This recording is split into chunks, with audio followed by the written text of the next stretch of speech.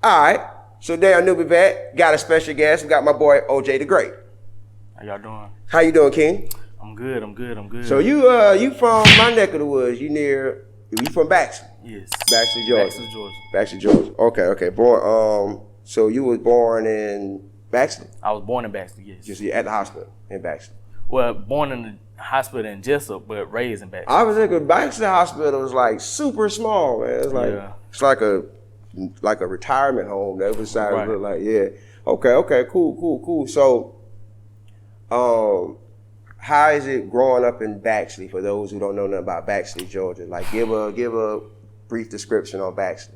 Very small town, slow, country, of course. Good eats every now and then. Right. It's a lot of country land. A whole lot of country land. A little country living. A lot of hunting. Different things down that way. Okay, exactly. Cool. So, far as the music, cause you got into the music. Mm-hmm. As an artist, what made you want to get into the music? My dad showed me a lot of old school rap, like Tribe Called Quest, Wu-Tang Clan, etc. A lot of the old school rap, I just got, I feel like it was, I think I can do it. It was simple. It was telling stories, and I like stuff like that. So. Right. And so you mostly grew up on a lot of New York hip hop. Right. Like Wu-Tang. And Goody Mob too. And Goody Mob. Yeah. So mostly lyrical content. Mm-hmm. Okay, cool. How old were you when you first started knowing that, you started hearing this and knowing that you like this type of music? Between the ages of 7 and 10. 7 and 10? 7 and 10. Oh, that was up. Right. So you do you remember how you started off? Like, did you like get some instrumentals, or you were just freestyling, or how you started off like into the rapping? So I started like songs that I like. I write all the lyrics down and just just practicing flows or whatever. And then I kind of backed off of it a little bit. Started getting into graphic design and drawing and stuff like that. So you're in graphic design? Yeah. I do that on the side. Okay. It's pretty good, decent income. Yeah. Especially, because you have a lot of people that look for graphic work. Right. Graphic work. So you're an artist and graphic designer. Right. That's good, man. That's really old. So you got some merchandise on. Yes, sir. Yeah, I like that. And the hat. That's dope. Did you design it yourself? Actually, I had a buddy of mine that's also from Baxley, Georgia. He stayed here in Augusta too, and he designed the logo. And I just went from there. That's me. Yeah, man, that's dope, man. I actually like that. That's really dope. That's dope. So, what made you wanted to get into the Army? Because you're in the Army now, right? Right. So what made you decide to get into the Army? I just wanted a good foundation to jump off of, especially if I wanted to do music, you know what I'm saying? And Baxley's not necessarily a bad place, but it's just not. It's not music. It's not a time for music. Right. Especially if I don't want to necessarily be local. I want to be all across the world. Right. Because, you got a lot of people don't understand, like them small country towns like that. A lot of artists, they don't travel enough, or they don't get around, and they wind up getting lost and being stuck in that same spot just doing music. Yeah, getting used to it. Yeah, get used to it. And especially if they getting compliments from people in the city, they popular. They feel like, well, hell, I ain't gotta go nowhere. People know me here. Yeah, they feel safe. They feel safe. Yeah, exactly. But if you trying to take it to the next level, you gotta leave. Yeah, you gotta take some risks. You gotta see the world, all that. Right. So, what was your mindset like when you made that decision? Like, I want to get into the Army. Like, what was your mindset? Well, of course, I wanted to try out college. I wanted to do graphic design there. I wanted to run track, and then funds when where they needed to be. And I understand what my dad was talking about. He didn't want us to be in that much of debt. You know what I'm saying? So at first I didn't understand it. But then, what you mean? I thought he just wanted me to go to the Army or whatever. I'm like, dang, I want to go to college. But then after I got in the Army, got an apartment or whatever, started, basically being grown at a young age, it was just like, now I understand what my daddy was trying to do. Trying to tell you. Yeah. So, yeah. Because college, when you go to college, you're automatically in debt.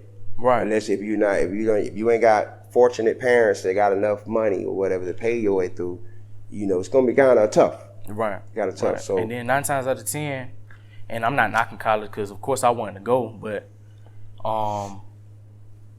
you won't necessarily get the job that you pursuing when you in college. that is true. Because it's hard to. That is true. Because they already got those folks. That is true. That is true. Then you have people that go to college for certain degrees, and like you said, once they get out, it's hard for them to get those type of jobs. Right. Especially if you ain't got no experience. That's the craziest thing. Like I went to school for it, but you won't hire me because I don't got experience. Right. That's crazy, man. That's crazy, but that's the college. That's college, man.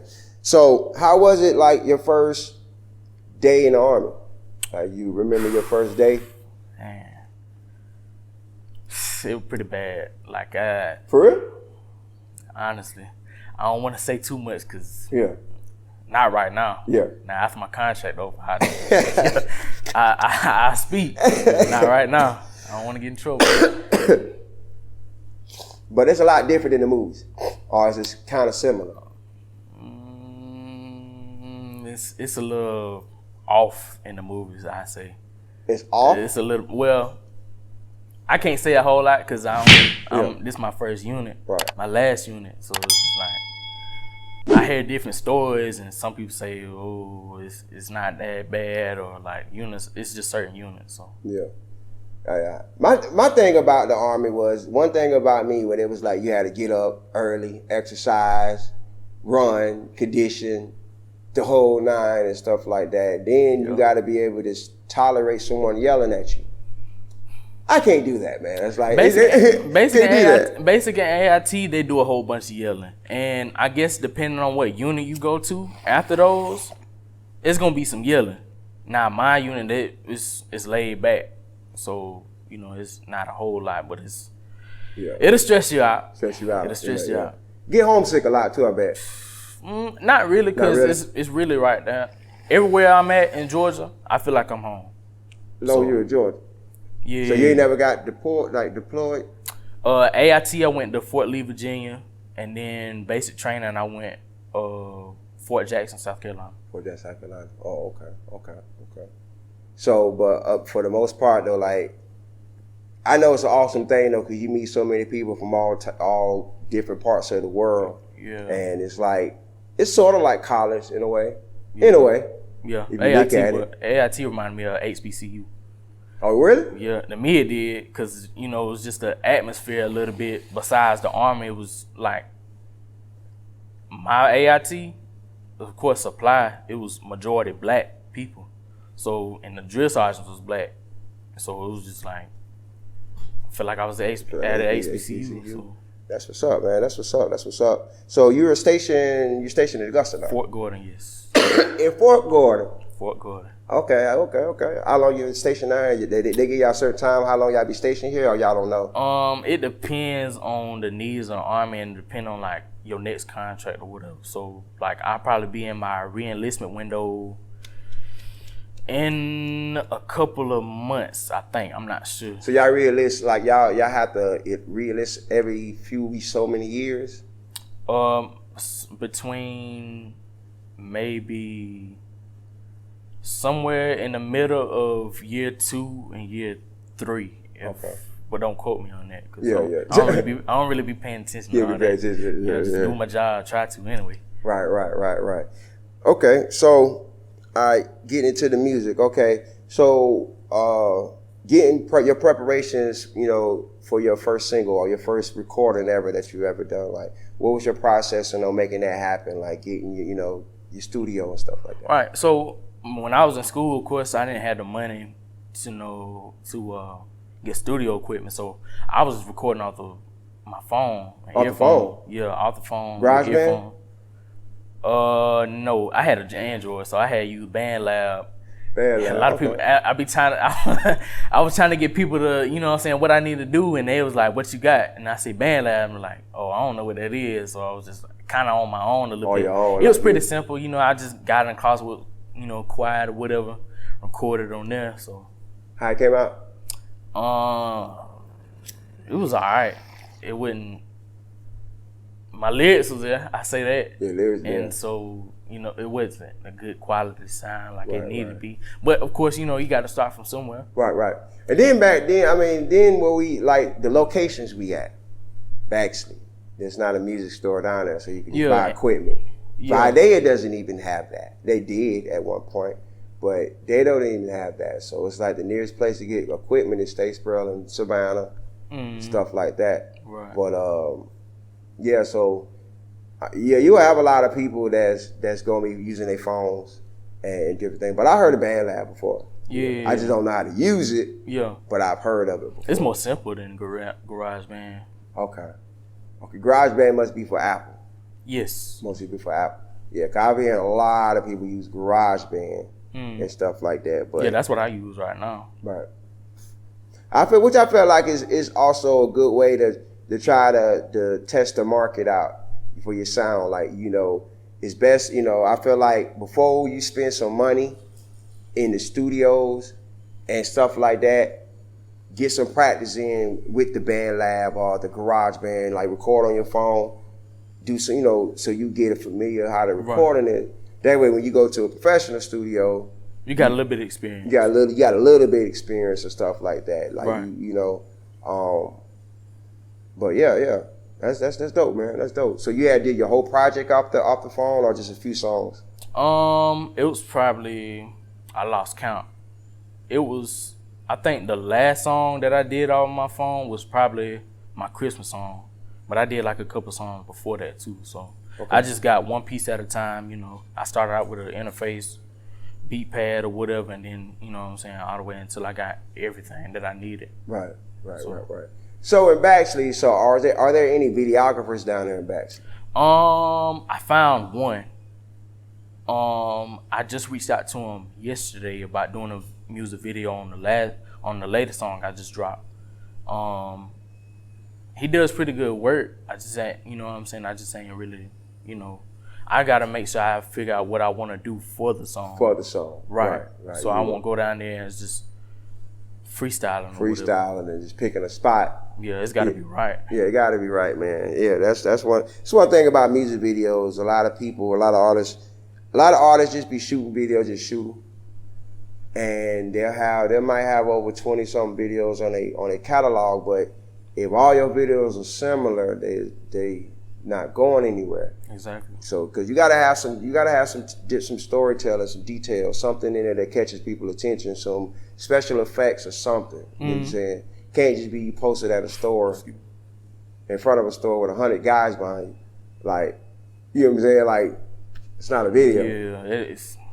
Yeah, you did that on your phone, honestly. Right. Cool, yeah, man. So, being in the Army, there's a lot of restrictions that y'all can't do and y'all can do. Right? What are some things y'all can do and what are some things y'all can't do?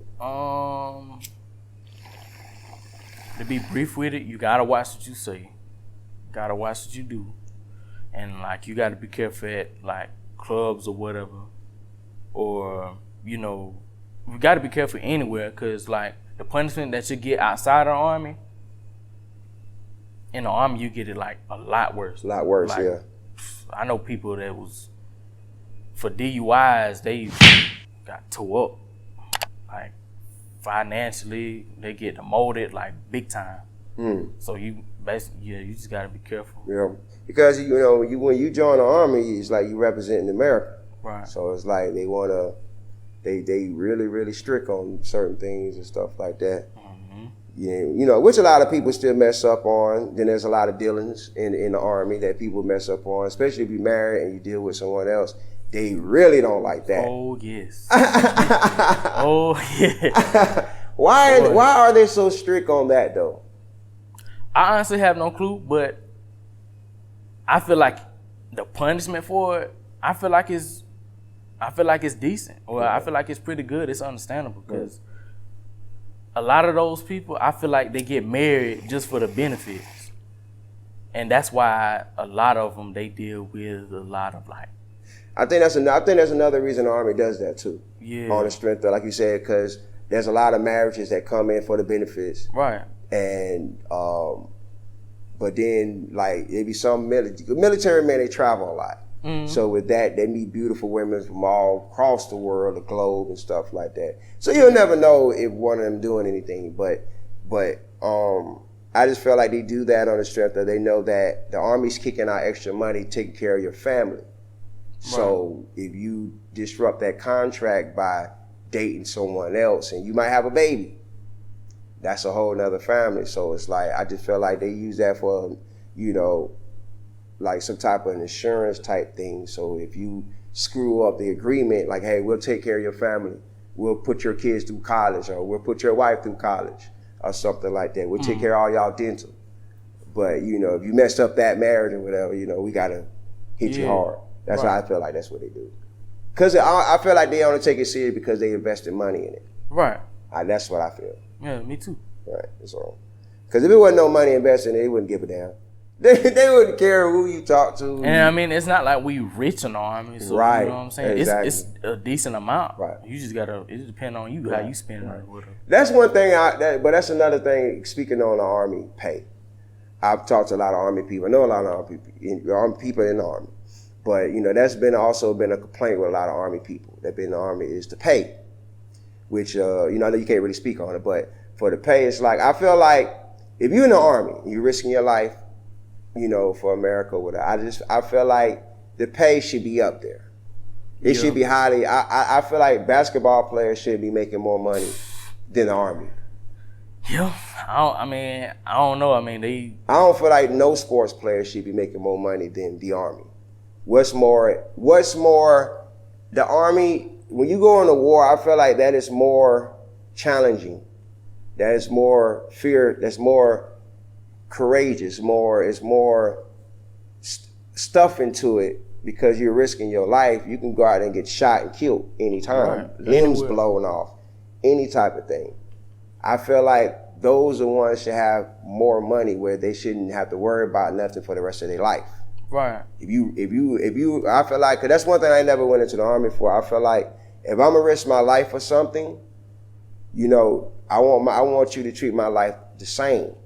Like if I'm willing to risk my life for something like that, you should be able to take care of me for the rest of my life. Yeah, and they claim they put like, you know, hazard pay or whatever, and like how much if you was to die, your family get a certain amount of money. And what if you don't die? What if you don't die? Exactly. Right. So it's like, you know, I just feel like I just feel like benefits is cool, but I just feel like the money should be a whole lot more for people that risk their life for strangers they never met. I just feel like it should be a whole lot more, and you know, just that's how I feel on that. Yeah, that's valid. Yeah, you know what I'm saying? So, because it's just irrelevant for a person, and there's no hating on nobody's money, nothing like that. But I just feel like America has a whole crazy look on life, because it's like, you know, it's no way that a person can be making $40 million a year, you know, just shooting a basketball. Right. LeBron just hit $1 billion. He hit $1 billion. LeBron just hit $1 billion. $1 billion. So it's like, and you know, then you have to be in the Army for so long to make any decent type of money that you really, really, really decent. That's you know, and the ones that make those type of money, they're in their 60s or some shit like that. Yeah. So it's up there. Yeah, and I honestly feel like if you in the Army, you don't necessarily have no side gigs or whatever. You know, it's you gonna make some money, but I feel like you got a bigger chance if you do something on the side. Like kind of like me, I do merchandise, graphic design, rapping. Even though I consider rap bigger than that, but you know what I'm saying. I just feel like you got something on the side. But you're doing it the smart way, though. Yeah. You're doing it the smart way, and I try to teach a lot of people and tell a lot of artists, upcoming artists, I try to tell them, like, don't make rap be your only bread and butter. Don't let rap be the only bread and butter, because what a lot of people we slip on as black people, we slip on when we have a goal or something. Say like when it comes to artists, like we do music. And we watch TV, we see all these other artists, we see people talk about their favorite rappers and this and this and that. We want that. We want people talking about us in that same manner of breath. So, we go super hard to the point where sometimes we forget about life stuff, different things like that. And people wind up getting lost in trying to chase something, not knowing that you don't never supposed to chase it. You got to let it come to you. Right. You know what I'm saying? So great things come for when it comes to you. That's just like, for instance, if in Baxley, right? Mm-hmm. We know that Baxley not a music town, right? But we know recruiters come there for football players. We know recruiters come there for basketball players. They come to watch them because they heard about them. They seen them. They probably heard people talking about them, so they want to see the hype. Mm-hmm. You know what I'm saying? Those are the people who get the world. Those type of people get the bread and butter because they have a demand asking for them. You know what I'm saying? Mm-hmm. I just feel like when it comes to certain things in life, I just feel like certain things should be valued more than certain things. You know what I'm saying? So, what you say about that? You know, to be, I feel like with the merchandise and stuff, doing other stuff on the side, it's just like that extra income will help with other stuff. You know what I'm saying? Might even just be gas money or whatever. So it's just like you gotta expand yourself when you in the military. Because I mean, some people just full head army, and there's nothing wrong with that. Because they might have not had they probably never had no inspiration to be no graphic designer, no rapper, musician, or whatever the case may be. So I just feel like it's good to expand if you know. Right. Like I said, the way you're doing it is a good way, man. Like I said, it's actually a very, very dope way. And because it's like when you have multiple incomes coming in that you can do, it helps the main thing that you want to do. So that, like, if you're a rapper, graphic designer, you design this, and that, you got to have money to support all of those platforms and those different jobs. So if you're doing the graphic design, that money can come in and help push your rap and invest into the rap, which makes, gets it out there. But if you just rapping and that's all you're doing is just rapping, or you ain't have no type, and you ain't got no bag behind that, because that's all about rap. Rap isn't about skill anymore. It's more about how much money you're willing to invest in that money to make that single or make that record be heard. You know what I'm saying? That's what it's all about now. So, but yeah, man, cool. So, what made you get into graphic designing? I used to draw.